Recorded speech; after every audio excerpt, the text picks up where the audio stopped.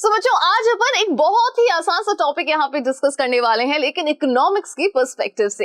Hello everyone, this is me Ayushi and I welcome you to Scoreshala. देखो, आपको ये पता है कि अपन ने मैक्रो इकोनॉमिक्स यहाँ पे स्टार्ट कर दिया है, ठीक है। क्योंकि जो शुरू की वीडियोस होंगे उसमें सिर्फ अपन बेसिक्स यहाँ पे डिस्कस कर रहे हैं, तो आज के इस वीडियो के अंदर भी अपन कुछ बेसिक चीज हैं जिनको अपन यहाँ पे डिस्कस करने वाले हैं। ओके, सो आज अपन यहाँ पे बात करने वाले हैं बच्चों गुड्स के बारे में, ठीक है। अब यहाँ पे बहुत से तरीके के गुड्स के बारे में अपन यहाँ पे बात करने वाले हैं। जैसे अपन रोज की जो अपनी लाइफ में अपन न जाने कितने तरीके के गुड्स यूज करते हैं, ठीक है। कुछ फाइनल गुड्स होते हैं, कुछ ऐसे गुड्स होते हैं जिनके अंदर प्रोडक्शन वैल्यू ऐड करनी पड़ती है, कुछ ड्यूरेबल गुड्स होते हैं, कुछ नॉन ड्यूरेबल गुड्स होते हैं, मतलब बहुत से गुड्स होते हैं, ठीक है। अगर ये गुड्स ना हो तो हो सकता है कि हमारी लाइफ इतनी आसान ना हो, ठीक है। अब अपन यहाँ पे ये करने वाले हैं कि इन गुड्स को अपन क्लासिफाई करने वाले हैं, ठीक है। आज के इस वीडियो के अंदर अपन फाइनल गुड्स और इंटरमीडिएट गुड्स के बारे में बात करने वाले हैं। क्या होते हैं ये दोनों गुड्स, ये अपन जानेंगे यहाँ पे। लेकिन सबसे पहले आप यहाँ पे टॉपिक पे नजर डालिए। सो classification of goods, final goods and intermediate goods. देखो, जब अपन बच्चों यहाँ पे ना गुड्स की बात करते हैं तो गुड्स सिर्फ फाइनल या इंटरमीडिएट में ही क्लासिफाइड नहीं है। यहाँ पे दो और तरीके के गुड्स होते हैं, जो कि एक होता है कंज्यूमर गुड और दूसरा होता है कैपिटल गुड्स, ठीक है। अब देखो, इन दोनों गुड्स के लिए अपन ने एक नेक्स्ट वीडियो बनाएंगे, ठीक है। जो भी नेक्स्ट वीडियो होगा वो आपका इन दोनों गुड्स के ऊपर ही होगा, तो ये सेपरेट अपन पढ़ेंगे। आज अपन फोकस करेंगे सिर्फ इन दोनों गुड्स पे, ठीक है।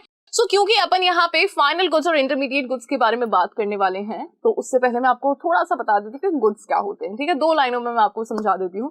वैसे तो आप बहुत ही स्मार्ट हैं, आपको पता है what are the goods. Goods वो कोई भी चीज जो कि हमारे काम को आसान बनाती है, ठीक है। कोई भी गुड जो कि हमारे काम को आसान, मतलब गुड्स क्या होता है, कोई भी ऐसी वस्तु जो कि हमारे काम को इजी कर लेती है, ठीक है। Those are goods, fine. अब यहाँ पे ना इसको 2 तरीके से अपन ने डिवाइड किया है। एक है फाइनल।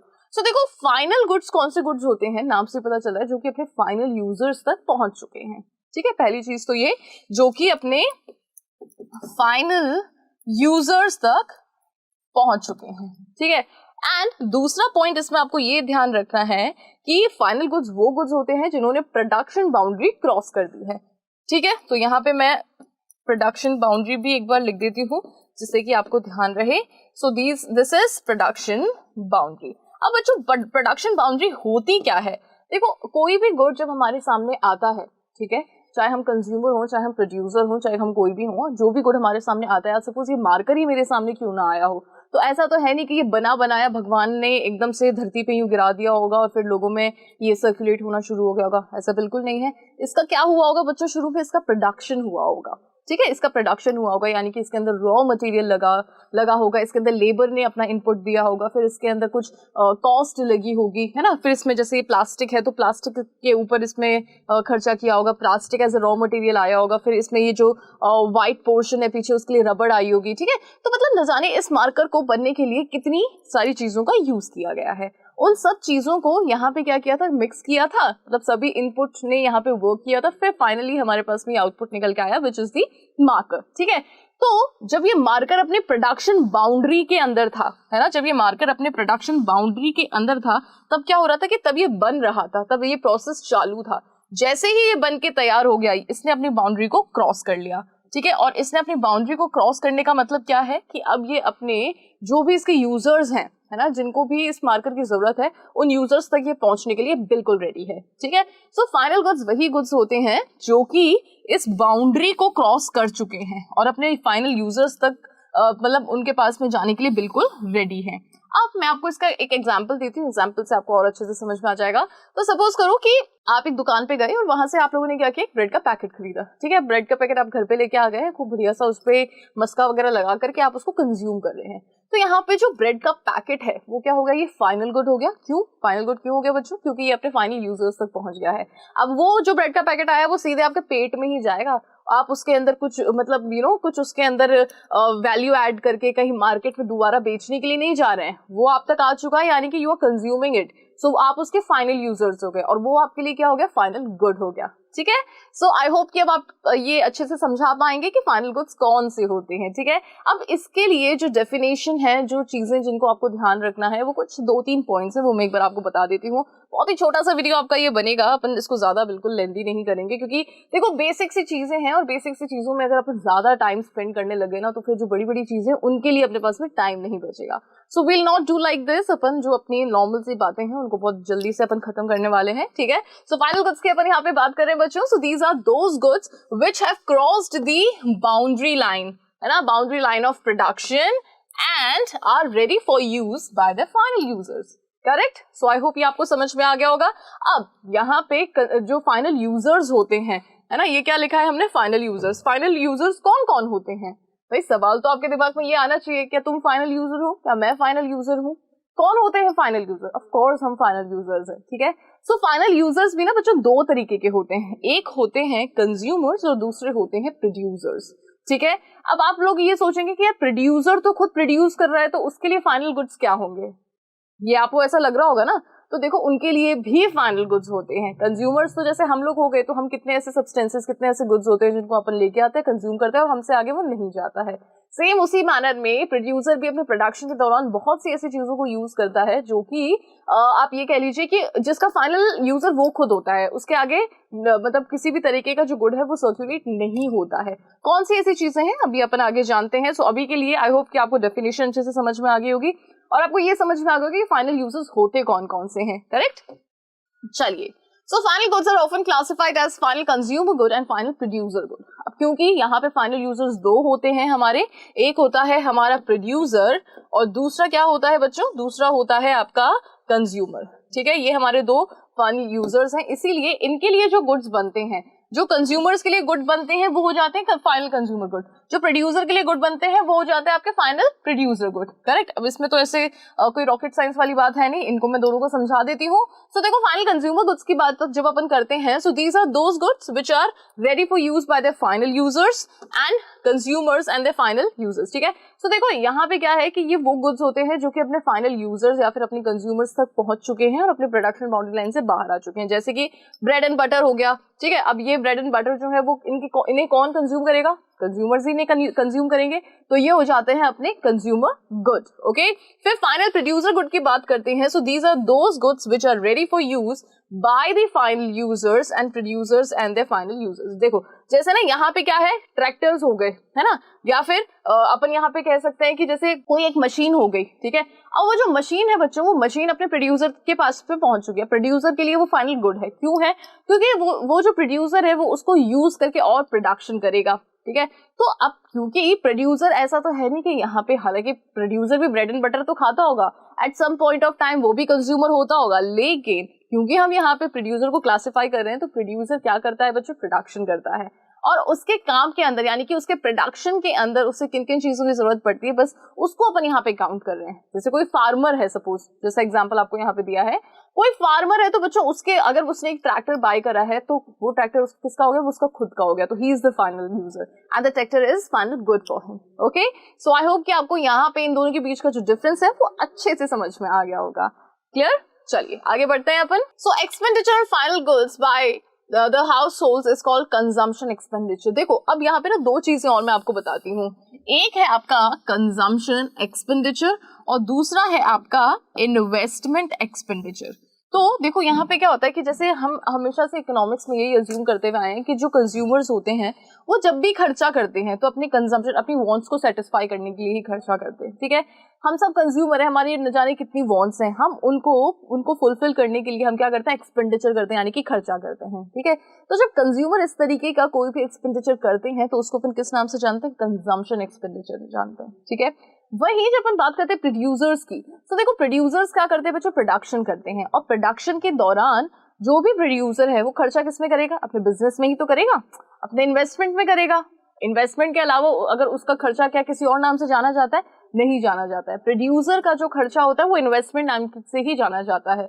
तो इसी वजह से यहाँ पे इन्वेस्टमेंट एक्सपेंडिचर इसको अपन कहते हैं। सो जब प्रोड्यूसर फाइनल गुड्स पे या फाइनल कह लीजिए सर्विस पे जब वो खर्चा करता है तो उसको अपन इन्वेस्टमेंट एक्सपेंडिचर के नाम से जानते हैं। वहीं जब कंज्यूमर फाइनल गुड पे खर्चा करता है तो उसको अपन कंजम्पशन एक्सपेंडिचर के नाम से जानते हैं। एक्सपेंडिचर मतलब क्या होता है बच्चों, खर्चा होता है। क्लियर? सो आई होप कि इसमें आप लोग तो बिल्कुल कंफ्यूज नहीं होंगे, है ना। चलिए अब अपन आ गए हैं यहाँ पे इंटरमीडिएट गुड्स के ऊपर। देखो अब इंटरमीडिएट गुड्स क्या होते हैं, सो मैं इसको आपको समझाती हूँ। सपोज करो कि एक चेयर है, ठीक है, उस चेयर की जो कीमत है वो है ₹500। कितनी है बच्चों, यहाँ पे उस चेयर की कीमत है ₹500। अब ये चेयर ऐसा नहीं है ना बिल्कुल भी कि इसको भगवान जी ने बस ऐसे ही जमीन पे गिरा दिया होगा कि लो बच्चा ये इसको अपन कुर्सी कहते हैं और ये तुम अपने जीवन में आगे यूज करो, ऐसा नहीं होता है ना। इसको जो हमारी चेयर होती है ये क्या है, ये ह्यूमन मतलब मैन मेड थिंग है, इसको आदमी नहीं बनाया है, करेक्ट।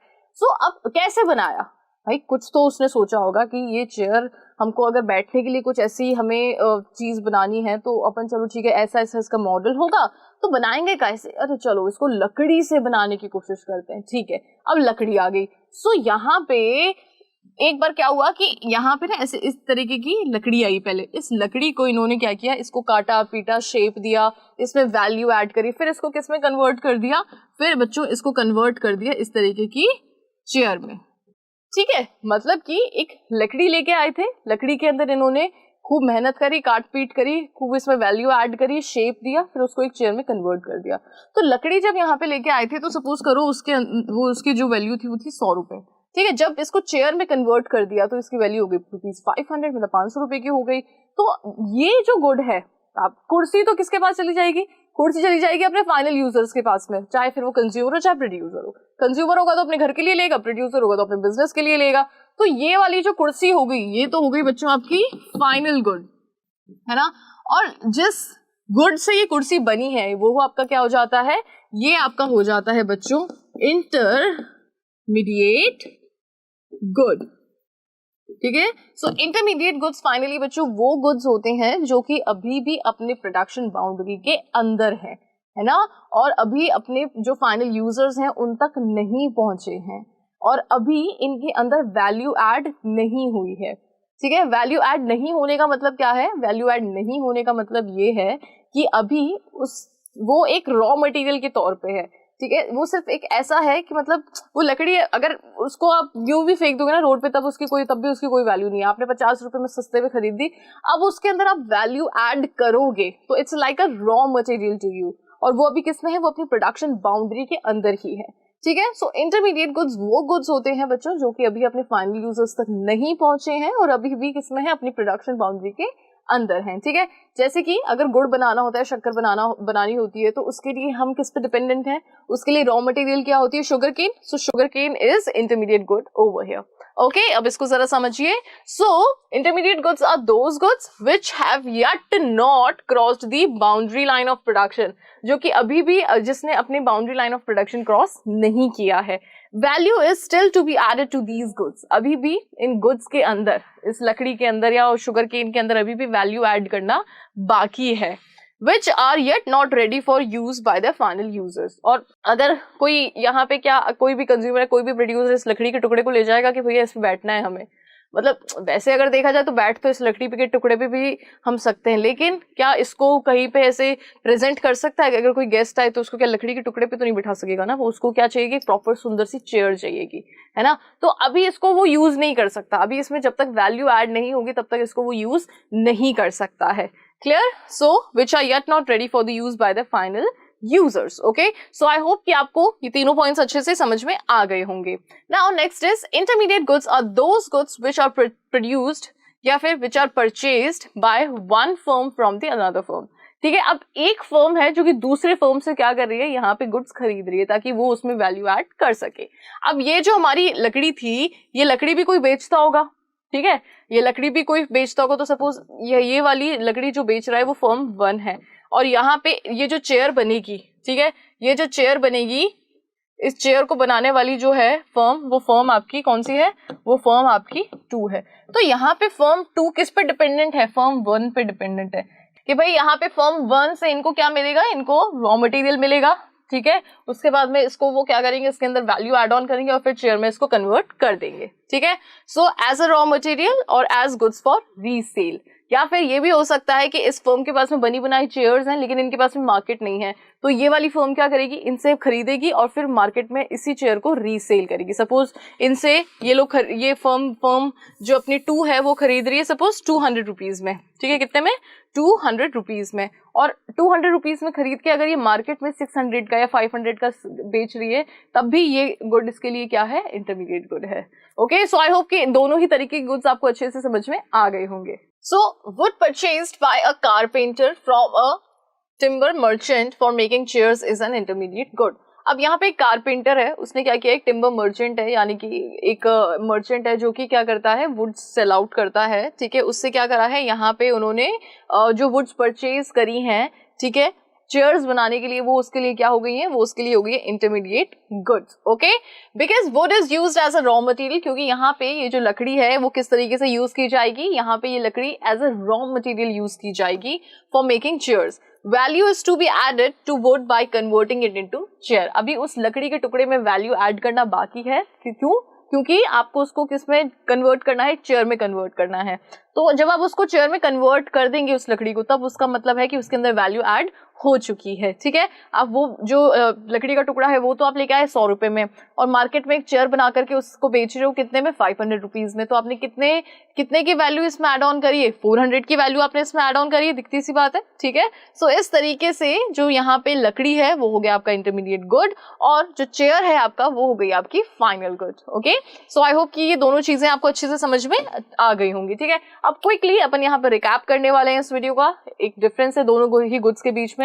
सो इसको अपन फटाफट से देखते हैं और इस वीडियो को यहाँ पे खत्म करते हैं। सो एक तरफ है बच्चों आपके लिए इंटरमीडिएट गुड्स, और वहीं दूसरी तरफ है आप लोगों के लिए final goods. So these goods remain within the boundary line. Intermediate goods कौन से goods होते हैं जो कि अभी भी अपने boundary line के अंदर हैं and are not ready for use by the final users. और क्योंकि वो अपने production line मतलब आप कह सकते हो कि अपने production boundary के अंदर है, तो अभी उनको जो उसके final users हैं वो उन तक नहीं पहुंचे हैं, ठीक है। These goods may be used as a raw material. अब intermediate goods को या तो आप raw material के तौर पे use कर लो, या फिर आप दूसरे किसी good के production के अंदर आप उनका use ले लीजिए, ठीक है, ड्यूरिंग द अकाउंटिंग ईयर। वहीं अपन आते हैं इधर फाइनल गुड्स पे। So these goods are outside the production line, ठीक है। अब देखो ये वो गुड्स है जो कि अपने प्रोडक्शन जो इनकी बाउंड्री है उससे बाहर है, and are ready for use by the final users, और अपने फाइनल यूजर्स के थ्रू यूज करने के लिए ये बिल्कुल पूरी तरीके से रेडी हैं। These goods are not used as a raw material. अब ये जो गुड्स है वो रॉ मटेरियल की तरह यूज नहीं लिए जाते हैं, ठीक है, for the production of other good during the accounting year, क्योंकि ऑलरेडी अपने फाइनल यूजर्स तक पहुंच चुके हैं, तो अब इसमें किसी भी तरीके की वैल्यू ऐड करना बाकी नहीं है। और अब ये वाला जो गुड है वो किसी तीसरे इंसान के पास में जाना अभी जरूरी नहीं है, जरूरी एज एन कि जाना ही नहीं है, ठीक है, क्योंकि अपने फाइनल यूजर्स तक पहुंच चुका है। चलिए अब यहाँ पे कुछ और डिफरेंस है। These goods may be resold by the firms for profit during an accounting year. So एक साल के अंदर काफी बार ऐसा होता है कि कुछ ऐसे गुड्स होते हैं जो कि बन के पूरे तैयार होते हैं, ठीक है, अपने किसी गोडाउन वगैरह में रखे हुए होते हैं, बिल्कुल रेडी टू सेल होते हैं, लेकिन यहाँ पे जो भी प्रोड्यूसर होता है, जो भी यहाँ पे फर्म का ओनर होता है, उनके पास में मार्केट नहीं होता है, तो वो क्या करते हैं कि वो जो भी डीलर्स होते हैं उनको सेल आउट करते हैं, यानी कि ये इंटरमीडिएट गुड हो गया एक तरीके का, ठीक है। सो इंटरमीडिएट गुड्स वो गुड्स भी होते हैं जो कि किसी दूसरी फर्म को बेचे जाते हैं, ओके, फॉर द प्रॉफिट। फिर value is yet to be added to these goods, अभी भी इन गुड्स के अंदर वैल्यू ऐड करना बाकी है। Expenditure on these goods is called intermediate consumption और इंटरमीडिएट कॉस्ट। देखो इन पे जो खर्चा किया जाता है, इंटरमीडिएट गुड्स पे जो भी खर्चा किया जाता है उसको हम उसी के नाम से जानते हैं, या तो अपन इंटरमीडिएट कंजम्पशन के नाम से जानेंगे, या फिर उसको अपन क्या बोलेंगे, इंटरमीडिएट कॉस्ट बोलेंगे। ओके, चलिए यहाँ पे देखिए फाइनल गुड्स की तरफ। So these goods are not resold by the firms. अब यहाँ पे एक बार जो फर्म मतलब जिस भी फर्म के पास में ये गुड आ गए, सपोज यहाँ पे कोई फार्मर है, उस फार्मर के पास में उसने खुद ने अपना ट्रैक्टर खरीद लिया है, तो क्या इस ट्रैक्टर को वो किसी और को दे देगा? नहीं देगा। मतलब यहाँ पे जो भी गुड्स अपने फाइनल यूजर्स तक पहुंच जाते हैं वो किसी तीसरे पार्टी को ये गुड्स नहीं फॉरवर्ड करते हैं, चाहे वो मतलब प्रॉफिट ही क्यों ना कमा रहे हो, ठीक है। So these goods are not resold, इन गुड्स को रीसेल नहीं किया जाता है by the firm for profit during an accounting year. Value is not to be added to these goods, अभी भी इन गुड्स के अंदर किसी भी तरीके की कोई वैल्यू ऐड करना बाकी नहीं रहा है। Expenditure on these goods is called final expenditure, इन पे जो खर्चा होता है, यानी कि इन गुड्स के ऊपर जो भी खर्चा किया जाता है उसको अपन किस नाम से जानते हैं, उसको अपन फाइनल एक्सपेंडिचर के नाम से जानते हैं, ठीक है। अब ये जो है बच्चों, ये आप अपन आगे अच्छे से समझेंगे, तो इसलिए यहाँ पे इसके ऊपर मैं टाइम दूंगी नहीं। इसको जब अपन इन्वेस्टमेंट के बारे में बात करेंगे, एक्सपेंडिचर के बारे में बात करेंगे, तब उसको मैं आप लोगों को अच्छे से समझाऊंगी, ठीक है।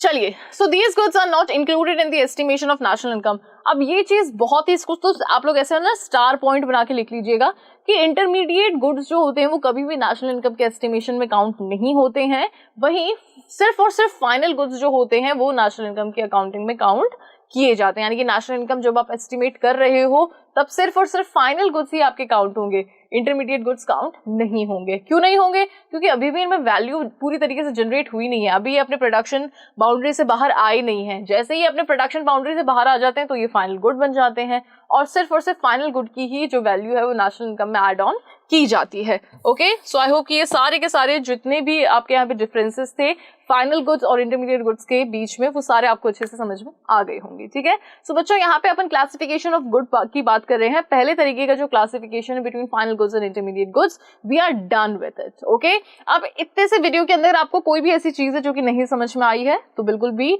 आपको मतलब संकोच नहीं करना है, फटाफट से कमेंट सेक्शन में जाकर के आप अपना डाउट लिख दीजिए। आपको ये वीडियो कैसा लगा ये भी मुझे बताइएगा। अगर आपका कोई फीडबैक है तो just let me know. Okay, अगर आपको वीडियो अच्छा लगा है तो इस वीडियो को लाइक जरूर करना, चैनल को सब्सक्राइब जरूर करना, अपने फ्रेंड्स अपने क्लासमेट्स के साथ में इस वीडियो को शेयर करना और बेल आइकन को प्रेस करना बिल्कुल भी मत भूलिएगा। Thank you so much.